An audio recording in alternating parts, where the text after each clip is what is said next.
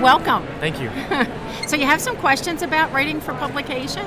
I do. I am interested. I am a nurse educator, a new nurse educator, and completing my master's degree in nursing education. And I think for me, I just love that finding the answer to questions that I have. And I'm not a researcher yet, but I want to get to that point, and I want to start writing about things that I'm interested in, questions that I have. Of course, I have to learn statistics and study design, but yes, I for my thesis, which I'll be finishing up in August, I defend my thesis in mid-July, and in my IRB, I actually wrote that one of the ways I wanted to disseminate was through the American Nurse Journal, because it's the nation, the whole entire United States, and I felt like that would be a great platform, and I read the journal regularly, so I just look, that's something that I want to try to accomplish, just as I begin my career in education and potentially research. So, when writers first start, based on school papers, thesis, manuscripts, the style sometimes is a little bit different. We're geared to the practicing nurse, so the practical takeaways from your thesis would be a piece to emphasize. Okay. Our style actually is not citing everything within the text. But we will say, we will credit main organizations or papers. So, for example, the CDC said X, but our readers really like the reading of the publication because they can get through it without so many citations. We have a complete reference list. Right. We cite those that are essential, of course, quotes and those pieces that are essential. But yeah, so it's a little bit different of a style from what you're used to with school.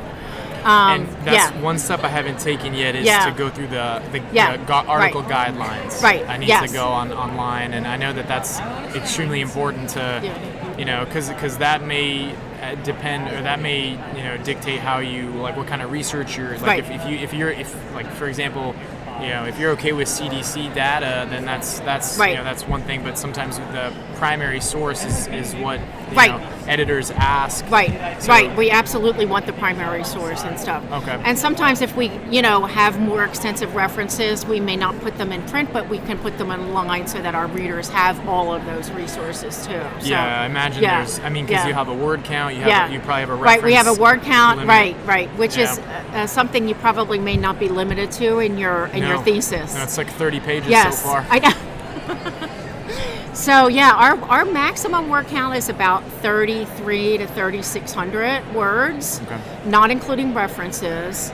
So, but if you think about it, the reason you like the journal, I think, is because it's between 3 and 6 pages. Right.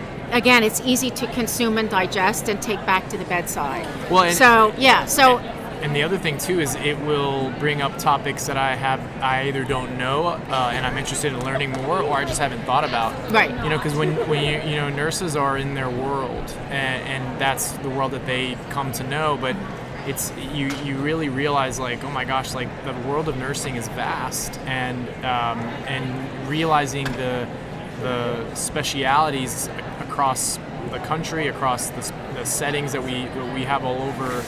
It's like, whoa, there's this whole other world. I am not for example, an L&D nurse by any means, right?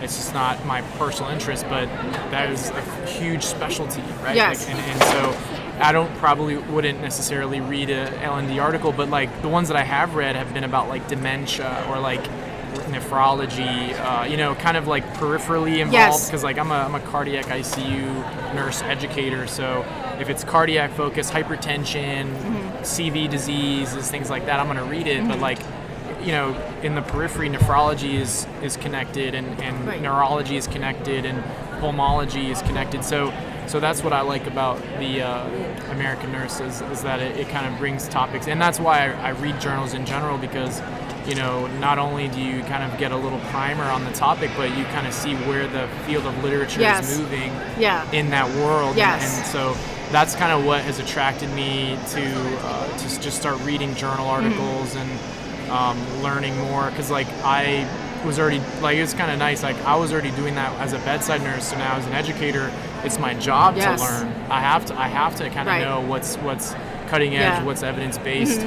So it's like, okay, well, I'm just going to keep doing what I was already doing, and now it's just my full-time job in conjunction with educating and disseminating information to my learners. Well, I think you'll be able to do that editing that you'll need to do to refocus the manuscript. The point is, and I think a lot of people would benefit from this information, is that you can't take that manuscript, of course, that thesis. You have to change it to the journal style, which can be challenging, because what do you eliminate, and what do you add that's really targeting the general practicing nurse of today? So, well, thank you for being here. I like your questions. I know. I'm excited that we got to participate in this. Yeah, I hope you write me a query letter and we can talk more about your topic.